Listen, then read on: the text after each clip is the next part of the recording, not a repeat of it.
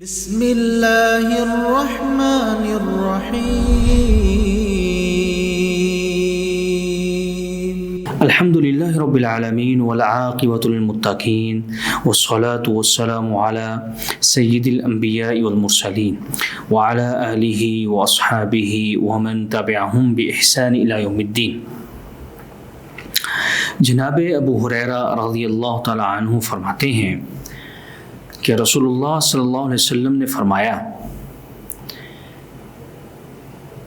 جب رات کا آخری پہر ہوتا ہے اس وقت ہمارا رب آسمان دنیا پر نازل ہوتے ہیں اور آ کر اللہ رب العزت 3 جملے کہتے ہیں۔ اللہ رب العزت کا آسمان دنیا پر آنا اس کی شایان شان کے مطابق بغیر کسی مثال دیے ہمارا عقیدہ ہے کہ اللہ رب العزت ہر رات کا جو آخری پہر ہے اس کے اندر اللہ رب العزت آسمان دنیا پر تشریف لاتے ہیں اور آ کر 3 جملے کہتے ہیں۔ ان 3 جملوں میں پہلا جملہ ہے من یدعونی فاستجیب لہ، کون ہے تم میں وہ شخص جو مجھ سے دعا مانگے اور میں اس کی دعا کو قبول کروں۔ یہ پہلا جملہ ہے۔ پوری کائنات میں ایک خالق ہے اور باقی ہر چیز مخلوق ہے۔ خالق آ کر پوچھتا ہے کہ ہے تم میں کوئی شخص مجھ سے دعا مانگنے والا، فاستجیب لہ، میں اس کی دعا کو قبول کروں۔ اس میں کوئی شک نہیں کہ جب کوئی مومن اور مسلمان اللہ تعالیٰ سے دعا مانگتا ہے اور وہ دعا کی شروط پر پورا اترتا ہے، اللہ رب العزت اس کی دعا کو قبول کر لیتے ہیں، اور اگر اللہ دعا کو قبول نہ کریں تو آخرت کے اندر اس کی دعا کو ذخیرہ کر لیتے ہیں اور اس کے بدلے آخرت میں اللہ تعالیٰ اس مومن اور اس مسلمان کو بہت ہی عظیم اجر سے نوازے گا۔ چنانچہ دعا کی قبولیت کی جو شرائط ہیں اس میں سب سے پہلی شرط یہ ہے کہ جب آپ دعا مانگ رہے ہوں، اللہ کے سامنے اپنے ہاتھوں کو پھیلا رہے ہوں، تو آپ کے اندر اخلاص ہونا چاہیے، خالصتاً اللہ کو پکارنا چاہیے، اللہ سے امیدیں، اللہ سے ہی تمنائیں، اللہ سے ہی خواہشیں ہونی چاہیے، کسی اور کے در کی نہیں۔ اخلاص بنیادی شرط ہے دعا کے اندر۔ ایسے ہی دعا کی یہ شرط بھی ہے کہ دعا مانگنے کے بعد انسان کو جلدی نہیں کرنی چاہیے کہ میں نے دعا مانگی ابھی تک قبول نہیں ہوئی، میں نے دعا مانگی ابھی تک کوئی نتیجہ نہیں نکلا، میں نے دعا مانگی ابھی تک اس کا کوئی ثمرہ مجھے نہیں ملا۔ یہ عجلت پسندی مومن کی شایان شان نہیں۔ وہ دعا مانگتا جائے اخلاص کے ساتھ اور صبر اور تحمل کے ساتھ۔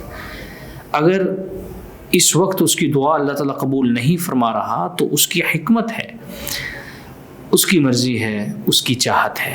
جب وہ چاہے گا ایک مومن کی دعا اسی وقت ہی قبول کر لے گا۔ اس لیے مومن کو دعا کے اندر اجرت پسندی سے، جلد بازی سے منع فرمایا گیا ہے۔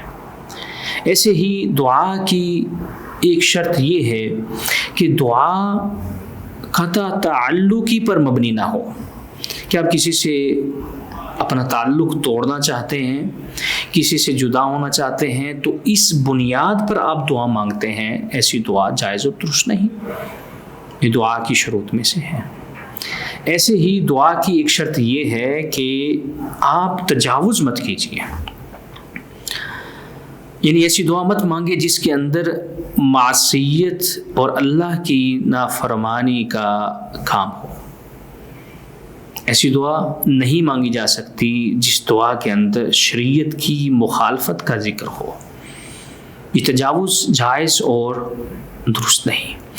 ایسے ہی دعا کی ایک شرط یہ ہے کہ آپ اللہ تعالیٰ کے ساتھ حسن ظن رکھیے، اللہ سے ہی امیدہ وابستہ رکھیے۔ جب آپ اللہ تعالیٰ سے دعا مانگتے ہیں تو اللہ سے حسن ظن رکھیے، اچھا گمان رکھیے کہ اللہ اس دعا کو جب چاہے، جس وقت چاہے، اللہ تعالیٰ قبول و منظور فرمائے گا۔ اللہ کے علاوہ میری یہ دعا کوئی اور سننے والا نہیں، میری کوئی اور حاجات ضروریات پوری کرنے والا نہیں۔ اس لیے دعا مانگنے کے بعد اللہ تعالیٰ سے حسن ظن رکھنا ایک مومن کا زیور ہے۔ حسن ظن رکھیے کہ جب اس کا حکم ہوگا، جب اس کو منظور ہوگا، اس وقت وہ میری یہ دعا کو قبول فرمائے گا۔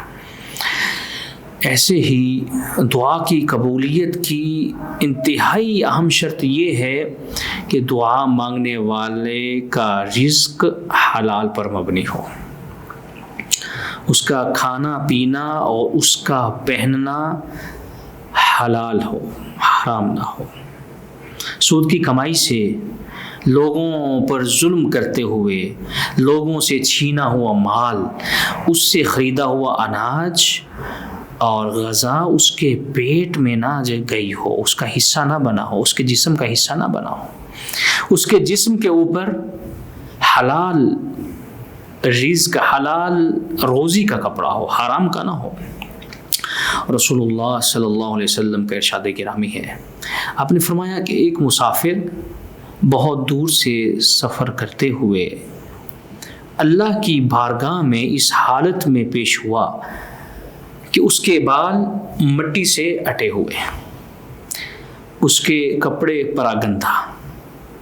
وہ اللہ کے سامنے ایسے ہاتھ پھیلاتا ہے اور اللہ تعالیٰ سے وہ دعا کرتا ہے، لیکن اس کی دعا اللہ تعالیٰ قبول نہیں فرماتے۔ نبی کریم صلی اللہ علیہ وسلم فرماتے ہیں بھلا اللہ اس کی دعا کیوں قبول کرے، حالانکہ اس کا کھانا بھی حرام کا، اس کا پینا بھی حرام کا، اور اس کا پہناوا بھی حرام کا۔ اس لیے دعا مانگنے سے پہلے ان چیزوں کو مد نظر رکھیں، کیا ہم ان شرائط کے اوپر پورا اترتے ہیں؟ اگر آپ اترتے ہیں تو اللہ تعالیٰ ہر رات آخری پہر آ کر آپ سے ہی مخاطب ہوتا ہے، من یدعونی فاستجیب لہ۔ کون ہے وہ شخص جو مجھے پکارتا ہے، مجھے بلاتا ہے، مجھ سے دعا کرتا ہے، مجھ سے التجا کرتا ہے اور میں اس کی التجا کو قبول کروں؟ کون ہے وہ شخص؟ ایسے ہی دوسرا جملہ اللہ رب العزت آسمان دنیا پر آ کر کہتے ہیں، اور وہ جملہ کیا ہے؟ من یسألنی فأعطیہ۔ کون ہے شخص جو مجھ سے آ کر سوال کرے اور میں اس کے سوال کو پورا کروں، اس کو عطا کروں۔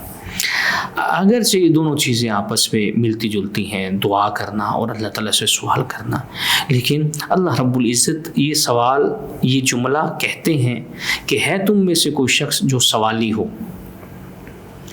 اللہ کے در کا کون سوالی ہے؟ اللہ سے کون سوال کرنا چاہتا ہے؟ کس چیز کا سوال کرنا چاہتا ہے؟ کس چیز کی وہ اللہ سے بھیک مانگنا چاہتا ہے؟ اللہ فرماتے ہیں تم میں سے کوئی جو مجھ سے سوال کرے اور میں اس کو عطا کروں۔ ایسی ذات ایک خالق کی ہی ہو سکتی ہے کہ جو مانگنے پر خوش ہوتی ہو اور نہ مانگنے پر ناراض۔ دنیا والے ایسے نہیں۔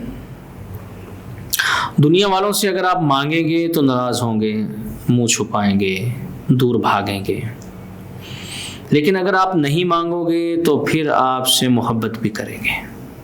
اللہ کی ذات ایسی نہیں۔ اللہ کی ذات، اللہ خود ہر رات کے آخری پہر میں آسمان دنیا پر تشریف لا کر بار بار یہ جملے کہتے ہیں، من یسألنی فأعطیہ۔ کون ہے مجھ سے سوال کرنے والا، میں اس کو عطا کروں۔ اور تیسرا جملہ اللہ رب العزت ارشاد فرماتے ہیں، من یستغفرنی فاغفر لہ۔ کون ہے تم میں جو بخشش طلب کرے اور میں اس کو بخش دوں؟ کون ہے تم میں جو اپنے گناہوں پر نادم ہو میں اس کی ندامت کو قبول کر لوں۔ کون ہے تم میں جو شخص اپنے گناہوں پر شرمندہ ہو اور میں اس کی شرمندگی کو قبول کر لوں؟ کون ہے توبہ مانگنے والا؟ کون ہے مجھ سے استغفار کرنے والا؟ میں اس کی استغفار کو قبول کر لوں۔ ہر روز آخری پہر، رات کا آخری پہر، اللہ رب العزت یہ 3 جملے بار بار کہتے ہیں۔ اس حدیث کو امام بخاری، امام مسلم رحمہ اللہ نے اپنی صحیحین میں ذکر کیا ہے۔ دیکھیے، دعا کے لیے قلب سلیم کا ہونا انتہائی ضروری ہے، دل کا اللہ کی طرف راغب ہونا انتہائی ضروری ہے۔ تو اللہ رب العزت نے دن کے اوقاتوں کو چھوڑ کر، بلکہ پوری رات کو بھی چھوڑ کے، رات کا آخری پہر کیوں منتخب کیا؟ کیونکہ یہ وہ وقت ہے کہ جس وقت انسان کو اور کوئی طمع لالچ نہیں ہے، وہ صرف اسی مقصد کے لیے اپنے بستر سے جدا ہوتا ہے کہ مجھے اللہ سے دعا مانگنی ہے، مجھے اللہ سے سوال کرنا ہے، مجھے اپنے گناہوں پر رونا ہے، مجھے اپنے گناہ بخشوانے ہیں۔ اللہ نے اس گھڑی کو اس لیے منتخب کیا کہ اس وقت اگر کوئی مسلمان اور کوئی مومن اٹھتا ہے تو وہ خالصتاً اللہ کے لیے اٹھتا ہے، اسے اور کوئی کام نہیں۔ اور اللہ تعالیٰ نے قرآن مجید میں مومن بندوں کی یہ خصلت بھی بیان فرمائی، وَبِالْأَسْحَارِ هُمْ يَسْتَغْفِرُونَ، وہ سحری کے وقت یعنی رات کے آخری پہر اٹھتے ہیں اور اپنے رب سے، اپنے اللہ سے وہ استغفار کرتے ہیں، اللہ سے توبہ مانگتے ہیں۔ یہ گھڑی بہت ہی قیمتی گھڑی ہے۔ تو اس گھڑی کو اگر آپ رمضان کی حالت میں، اور وہ بھی آخری عشرے میں، اور آخری عشرے کے اندر بھی تاک راتوں میں پا لیں تو آپ کی دنیا اور آخرت دونوں سنور جائے گی، دونوں آپ کی بہتر ہو جائے گی۔ اس گھڑی میں عموماً لوگ رمضان کے اندر سوئے رہتے ہیں، سحری سے کچھ وقت پہلے اٹھتے ہیں، اذان سے پہلے کچھ دیر پہلے اٹھتے ہیں، سحری کرتے ہیں اور اذان کے بعد نماز پڑھ کے پھر سو جاتے ہیں۔ یہ وقت سونے کا نہیں، یہ وقت جاگنے کا ہے، اللہ کی اطاعت کے لیے۔ یہ وقت اپنے آپ کو، خود کو جگانے کا ہے، اپنی خواہشات کو مار کے اٹھنے کا ہے، تاکہ ہم اللہ کے کلام پر لبیک کہہ سکیں، اللہ کی ندا پر ہم اٹھ سکیں، اس کے کہنے پر ہم اپنے بستر کو چھوڑ سکیں۔ جناب جابر بن عبداللہ رضی اللہ تعالیٰ عنہما کی حدیث ہے کہ نبی کریم صلی اللہ علیہ وسلم کا ارشاد گرامی ہے، آپ نے فرمایا کوئی ایسا مسلمان نہیں جو رات کے آخری پہر اللہ کے حضور کھڑا ہو، اللہ سے دعا مانگے، اللہ سے التجا کرے، اللہ سے سوال کرے، کوئی ایسا مسلمان نہیں کہ اس کو اللہ تعالیٰ خالی ہاتھ واپس لوٹا دے۔ اور یہ ہر رات ہوتا ہے، ہر رات یہی معاملہ ہوتا ہے۔ تو جو سستی اور کوتاہی ہو گئی اب تک ہو گئی، لیکن یہ رمضان کے قیمتی لمحات کو ضائع مت کیجیے۔ نہ جانے پھر یہ گھڑیاں، قیمتی گھڑیاں آپ کی زندگی میں آئیں یا نہ آئیں، ان گھڑیوں سے، ان اوقات سے فائدہ اٹھانے کی بھرپور کوشش کیجیے۔ اللہ تعالیٰ سے دعا ہے کہ وہ ہمیں رات کے آخری پہر اٹھ کر اللہ کو راضی کرنے کی توفیق عطا فرمائے، اور اللہ تعالیٰ ہمیں صرف اور صرف اپنے در کا محتاج رکھے۔ ہم دعا مانگیں تو اسی سے مانگیں، ہم سوال کریں تو اسی سے سوال کریں، ہم اپنی توبہ مانگیں، شرمندہ ہوں تو اسی کی بارگاہ میں، اسی کی خدمت میں ہوں۔ اللہ تعالیٰ سے دعا ہے کہ اللہ تعالیٰ ہمارے ایمان کی حفاظت فرمائے۔ سبحان ربک رب العزت عما یصفون وسلام علی المرسلین والحمد للہ رب العالمین وجزاکم اللہ خیر والسلام علیکم ورحمۃ اللہ وبرکاتہ۔